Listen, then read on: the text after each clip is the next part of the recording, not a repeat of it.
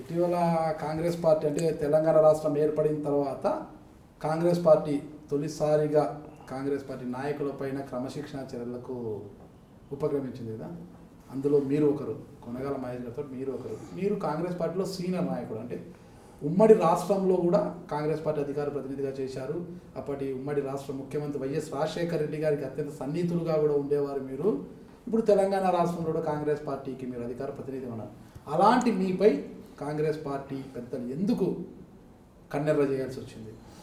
ఇప్పుడు నాకు కూడా తెలియదండి, మరి పత్రికల్లో చూశాను, టీవీలో చూశాను. నాకు మీరు పదవి నుంచి తొలగిస్తున్నాం అనేటువంటి టీవీ స్క్రోలింగ్లో చూశాను. నేను నాకు ఎవరు ఫోన్ చేయలేదు, అసలు ఎవరు ఫిర్యాదు చేసినారు, ఏమని ఫిర్యాదు చేసినారు, అసలు నన్ను ఎందుకు తీసేసినారు ఈ అధికార ప్రతినిధి అనేది కూడా నాకు అసలు ఏం తెలియదు. ఇప్పటి వరకు కూడా నాకు ఏం తెలియదు. నేను ఎవరితో మాట్లాడలే. నేను 2-3-4 డేస్ నేను బాంబే వెళ్ళొచ్చాను. నిన్న రాత్రి వచ్చినాను. యాక్చువల్గా నేను ఒకరోజు ముందు నేను బాంబే ఒకరోజు ముందే నేను టీవీలో చూసిన తప్ప అసలు వాళ్ళని ఎందుకు తీసేసారు, ఎవరు ఫిర్యాదు ఇచ్చారు నాకు అసలు ఇంతవరకు కూడా సమాచారం లేదు. నేను తెలుసుకోవడానికి కూడా ప్రయత్నించలేదు. అసలు మిమ్మల్ని సస్పెండ్ చేయడానికి అసలు కారణం ఏంటి అనేది కూడా నన్ను సస్పెండ్ చేయలేదు కదా, అధికార పదవి నుంచి తొలగించారు. అదే అధికార ప్రతినిధి నుంచి మీరు ఆ పదవి నుంచి తొలగించారు. మీరు అధికార ప్రతినిధి నుంచి మీకు తొలగింపు చేశారు. ఎందుకు అంత చర్యలు తీసుకోవాల్సిన అవసరం? నాకు కూడా చాలా విచిత్రంగా ఉంది. అది అత్యంత విచిత్రంగా ఉందంటే నాకు ఇదే. ఇప్పుడు అసలు ఎందుకు నాకు కారణం తెలియదు. నేను బ్రహ్మాండంగా పార్టీకి పనిచేస్తా ఉన్నా. క్రమశిక్షణ నేను కట్టుతప్పినోడు కాదు. క్రమశిక్షణ కట్టుతప్పి పనిచేయాల్సినటువంటి వాడిని కూడా నేను కాదు. నేను చాలా అది కార్యకర్తలకు తెలుసు, ప్రజలు తెలుసు, మా కాన్స్టిట్యూన్సీలో జిల్లాలో అంతా అందరూ తెలుసు. నేను చాలా పర్ఫెక్ట్గా కాంగ్రెస్ పార్టీకి రోజు పనిచేస్తూనే ఉన్నా. మరి ఎందుకో ఎవరి ఫిర్యాదో, ఎవరిని సంతృప్తిపరచడం కోసమో, దేనికోసమో, ఏం ఫిర్యాదో అసలు నాకు ఇప్పటివరకు తెలియదు. అదొక మిస్టరీ. నాకు ఇప్పటివరకు కూడా తెలియదు. నేను ఎవరిని తెలుసుకోవడానికి కూడా ప్రయత్నించలేదు. ఇప్పుడు మీరు నన్ను ఇంటర్వ్యూ చేసేంత వరకు కూడా నాకు తెలియదు ఇప్పటివరకు కూడా. ఎందుకలా తెలుసుకోకుండా ఉండడానికి కారణం ఏంటి? అసలు నాకు నేను తప్పు చేసినప్పుడు కదా నాకు సమస్య వచ్చింది. నేను తప్పే చేయలేదు.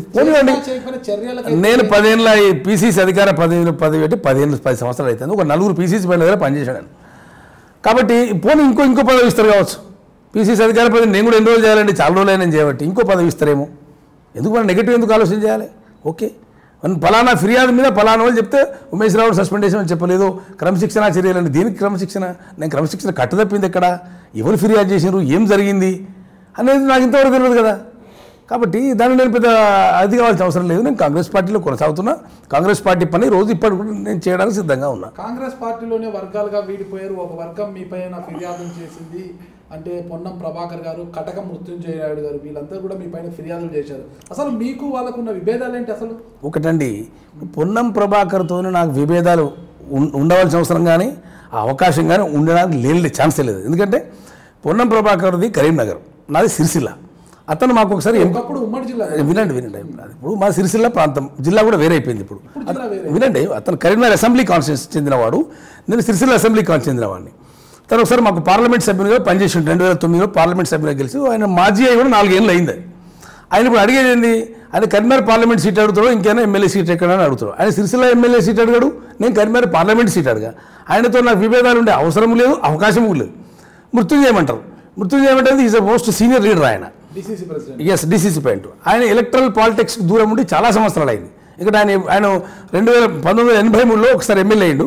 ఆయన సంవత్సరంన్నర ఎమ్మెల్యే చేసాడు. 35 ఏళ్ళ కింద సంవత్సరంన్నర ఎమ్మెల్యే. అప్పటి నుండి ఇప్పటివరకు ఆయనకి ఎవరు టికెట్ ఇవ్వలేదు, ఎమ్మెల్యే పోటీ చేయాలి. ఆయన ఎక్కడ సీటు కూడా అడుగుతలేడు. ఆయన మాకేం పోటీ కూడా కాదు. ఏ రకంగా పోటీ కాదు? నాకు వాళ్ళతో విభేదాలు ఉండే అవకాశం ఎక్కడిది? నాకేం సంబంధం? మేము చాలాసార్లు ఈ మధ్య ఇటీవల చాలా వేదికలు పంచుకున్నాం.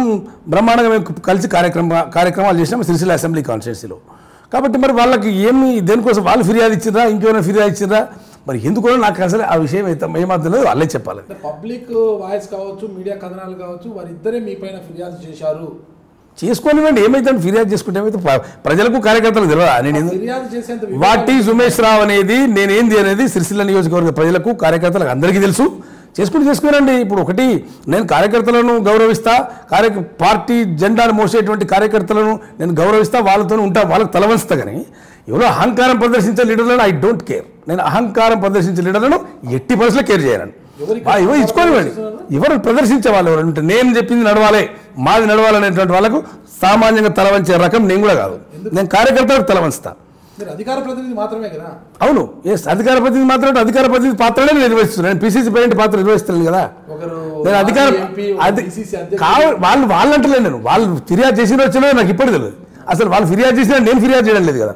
వాళ్ళు ఫిర్యాదు చేసినా చేయలేదు నాకే తెలియదు ఆ విషయం. ఎవరు ఫిర్యాదు చేసినా ఎందుకు చేసినా అనేది చెప్పాలి, వాళ్ళే చెప్పాలి, నాకు తెలియదు అది. కాబట్టి నేను అధికార ప్రతినిధిగానే బిహేవ్ చేసిన. అధికార ప్రతినిధి చేయాల్సిన పని ఏంది? ప్రభుత్వ విధానాలను ఎండగట్టాలి, ప్రత్యర్థి పార్టీల మీద దాడి చేయాలి, ప్రత్యర్థి పార్టీల యొక్క విధానాలను ఎండగట్టడమే నా పని. నేను అదే పని చేస్తున్నాను కదా. ఒకటి వినండి, నేను ఛాలెంజ్ చేస్తున్నా మీతోని. ఒకటి, నేను ఈ గత 4 సంవత్సరాల నుండి నేను అన్ని రికార్డు మీకు చూపెడతాను, మీడియా ముందు నేను పెడతా. నేను ముఖ్యమంత్రి గారిని, టీఆర్ఎస్ పార్టీని, అక్కడ ఉన్నటువంటి మంత్రిని ఏ రకమైనటువంటి విమర్శలు చేసినో, ఎంత పదునైన విమర్శలు చేసినో అన్ని అకార్డింగ్ మొత్తం మీకు ఆన్ రికార్డ్స్ చూపెడతా. పెట్టాను ఆన్ రికార్డ్స్ మీ మీడియా ముందు చూస్తానండి. కొన్ని నాలాగా చేసిన వాళ్ళు ఎవరో ఆ నియోజకవర్గంలో చెప్పమానండి. మంత్రిని, ముఖ్యమంత్రిని, ఆ గవర్నమెంట్ వాళ్ళ కుంభకోణాలు బయట పెట్టినాను. వాళ్ళ టీఆర్ఎస్ నాయకుల కుంభకోణాలు బయట పెట్టినాను. రికార్డెడ్ అండి. నేను బట్టి ఊరికే చెప్పడం కాదు, మీకు చూస్తానంటే ఇప్పుడే చూపెడతానండి. ఇప్పుడు నా ఫోన్లోనే ఉంది, మీకు మొత్తం చూపెడతాను, రికార్డు చూపెడతా. మొత్తం ఎవ్రీథింగ్, ప్రతి దానికి రికార్డు ఉంది నా దగ్గర. ప్రతి దానికి నేను చేసిన ప్రతి యాక్టివిటీకి రికార్డు ఉంది. నేనే ఊరికే లేను. కాబట్టి నాలాగా విమర్శించిన వాళ్ళు, నాలాగా గట్టిగా పనిచేసినటువంటి వాళ్ళు, నాలాగా కాంగ్రెస్ పార్టీని అక్కడ ఆల్మోస్ట్ మొన్న ఎప్పుడు వరుసగా డిపాజిట్లు పోతూ కాంగ్రెస్ పార్టీ ఆల్మోస్ట్ చచ్చిపోయిన కాన్షియస్లా. నేను 2014 దీన్ని టేకప్ చేసి బ్రహ్మాండమైన ఊపి తీసుకొచ్చిన. అక్కడ సిరిసిల్ల నియోజకవర్గంలో ప్రతి కార్యకర్తకు తెలుసు ఆ విషయం, ప్రతి ఒక్కరికి తెలుసు ఆ విషయం. 2014లో మీరు పోటీ చేశారా? చేయలేదు. పోటీ చేసిన వ్యక్తి టీఆర్ఎస్కి వెళ్ళిపోయాడు. అంతకుముందు పోటీ చేసిన వాళ్ళు డిపాజిట్లు పోయినాయి. అంతకుముందు 2010లో 2009లో కాంగ్రెస్ పార్టీ తరఫున పోటీ చేసిన వాళ్ళు డిపాజిట్ పోయినాయి. వాళ్ళు కూడా పార్టీ లేరు, ఇప్పుడు వాళ్ళు కూడా పార్టీ లేరు. కాబట్టి నేను 3 సార్లు టికెట్ ఇవ్వకుండా ఈ పార్టీలో కొనసాగుతున్నా, అది అందరికీ తెలిసినటువంటి విషయమే, విన్నారా?